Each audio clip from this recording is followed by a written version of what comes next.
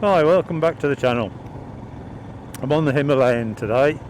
I've done all the mods on the bike I think I'm going to do, so I thought I'd give the bike a review now. It's done, getting on for 8,500 kilometres, so I know the ins and outs of it and how it rides.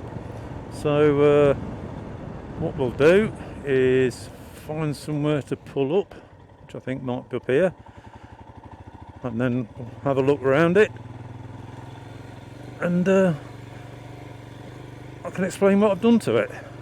And then I think once we've done that, we can go for a bit of a ride. That looks a nice spot up here. Oh yeah. There we go.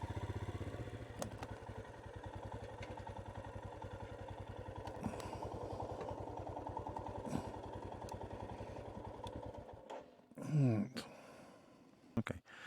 I've done that many mods on it. I've had to write the list down. If I start at the front, I think that's the best way. I put 15mm spacers on the front mudguard, lifted the front mudguard up, so it gives it more clearance between the tyre and the mudguard. We fitted a LED headlight, which is far better than the original one was. I've got fat bars on the bike with a Pico risers. The bars are stronger, the risers lift it up to the height that suits me better. Right, the engine. Done quite a lot of work on the engine actually. I put a tech cam in it. I replaced the valves because I had a problem with the valves. If you look on my previous videos, I put Hitchcock valves in. I've done the oil pump, shimmed the oil pump gear out to stop the engine from rattling, and also fitted a 16-tooth front sprocket, and also under the seat there's an X-Lite fuel module, because this is Euro 5. You're very limited on what you can do to it, so it won't run properly without the X-Lite. Well, I don't think it does. It runs fine now.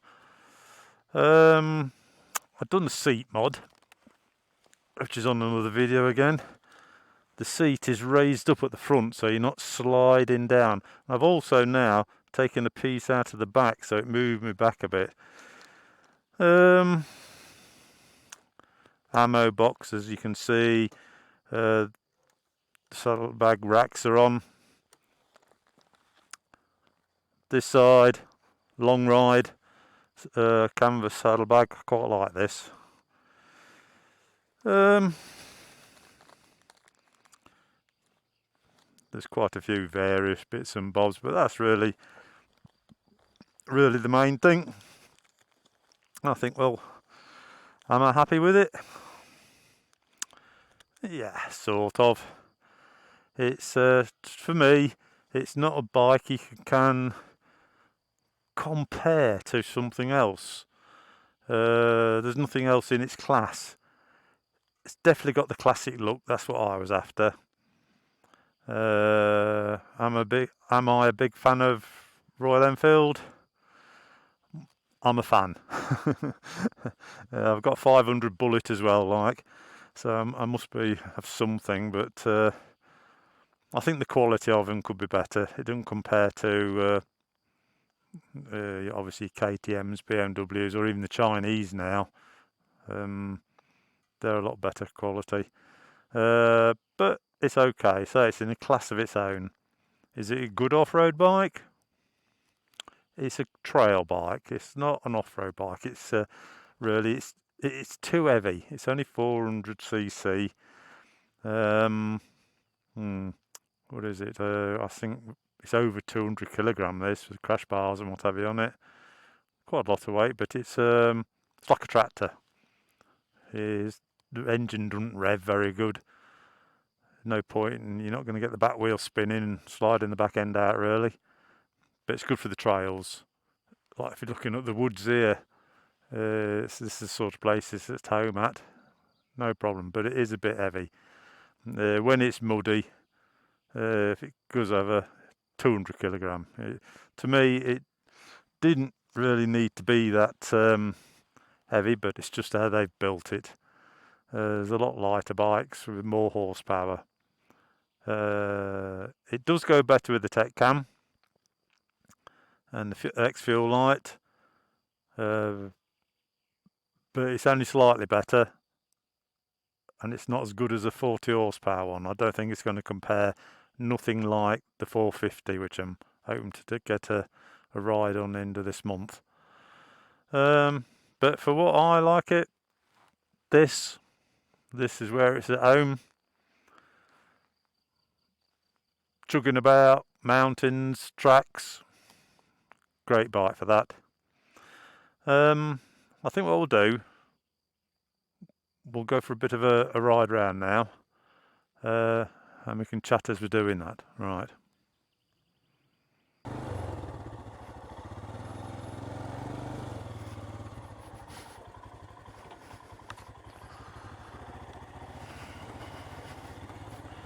It's a bit wet in here actually.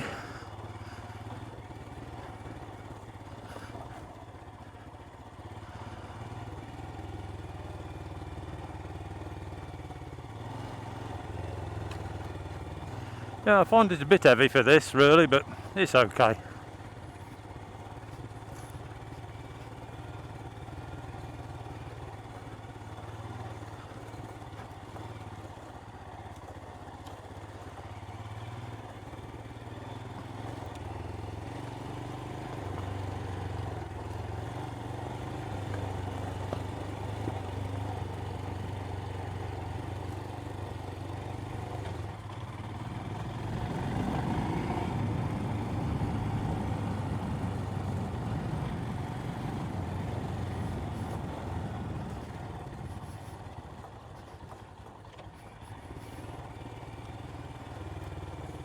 Yeah, we've had a lot of rain just lately and it's quite wet this.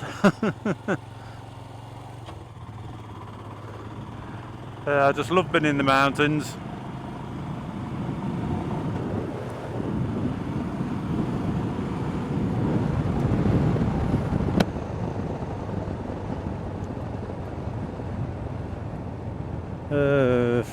My problem is 66 next birthday. Now if you ride off-road, I would say there's a good, I consider myself good, well I used to be, but there's a good 70% chance you're going to drop the bike somewhere, no matter how good you are. Now the bike weighs over 200 kilogram, and believe me, picking it up is becoming an issue. 20 years ago, yeah, you pick up 200 kilogram off the floor like this, no trouble.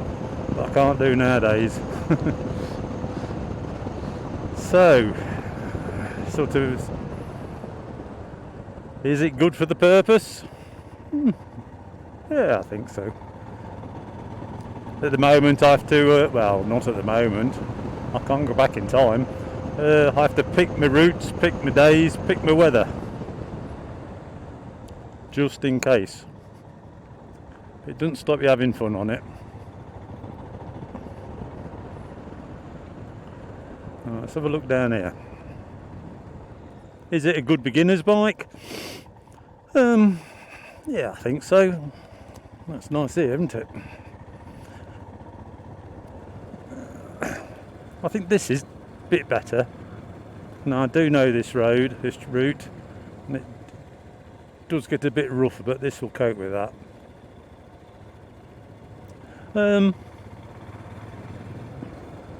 Yeah, back to what I was saying, a beginner's bike.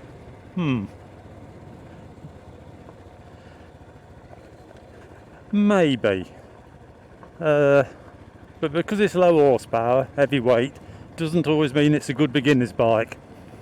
You're sometimes better off with something that's got off-road suspension if you want to do the trails and is very light.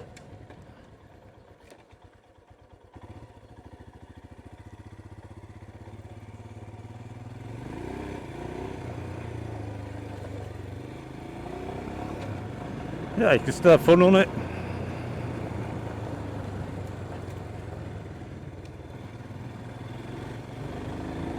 Yep, still slide the back wheel around the corners.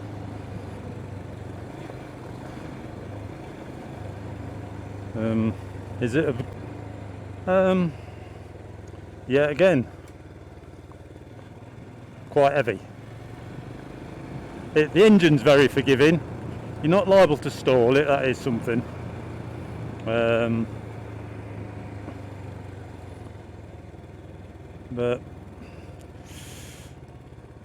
I've got to be careful what I say here. I don't want to give that bad advice, do I?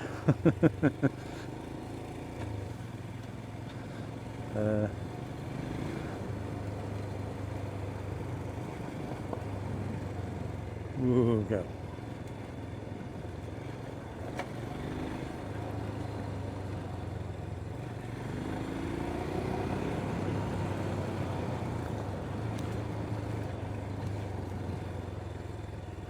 Get carried away in. It's as slick as ice in here.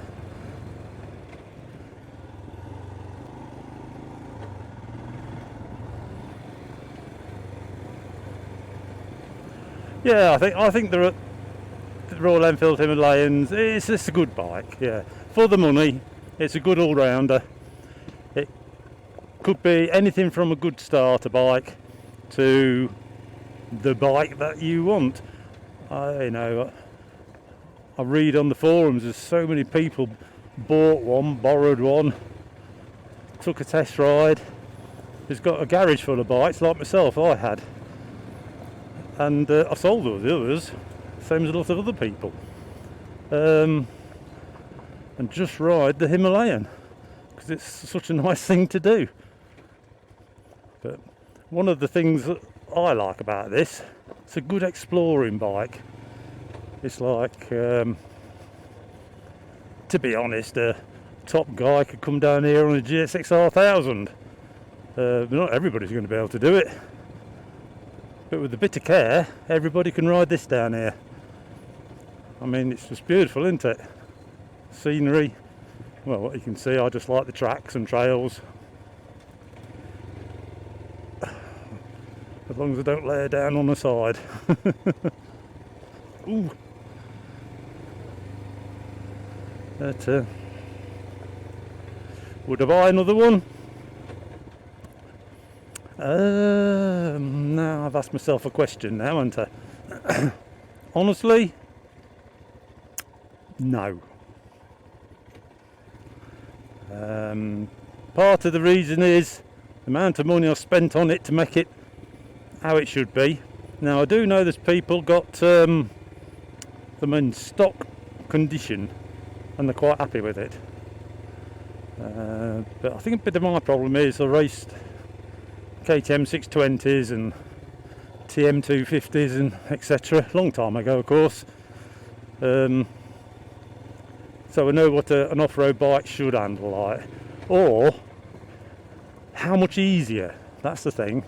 If I was on the 620 KTM coming through here, I'd be going a lot faster than this. The suspension would handle it better. Ooh, okay. Yep. Because of the weight, and the suspension's not exactly top notch, is it? But it's good enough. Good enough for what you're paying for. I think that's it. For average guy, just likes a bit of trail riding, doing this sort of thing, it's fine. Because actual fact, the mountain tracks like this, it's good for this. This is what it's happy with. Big potholes and no tarmac, mud, as long as it's not too deep. As long as you stick to what the bike's capable of, don't try to overdo it. You can have great fun. One thing with Royal Enfield, they're quite strong. I know that is one of the problems. Most of it's made of metal. That's where most of its weight comes from. Parts are cheap. I ordered all the parts from India.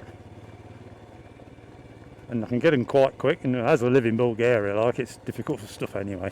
I do have a dealership in Sofia, but the guys in there seem to be quite decent guys, but you're never going to sell a lot of Royal Enfields in Bulgaria. So you can't fill your shop up with spare parts that you may never sell. So mainly if you want something, they've got to order it. I think it comes from France with them, but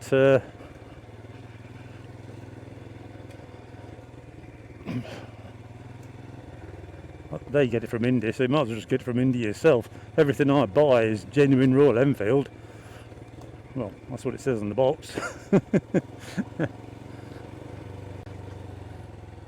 Oh, bloody hell.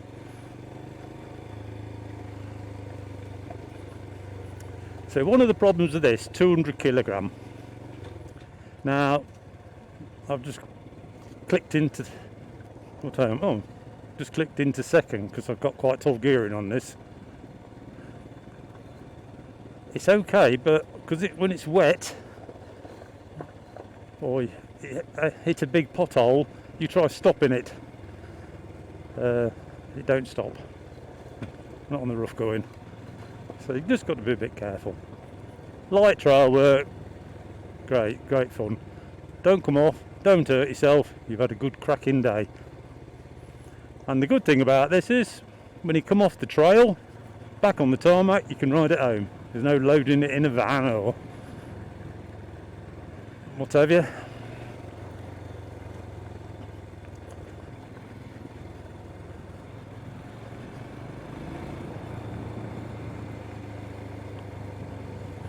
Yeah.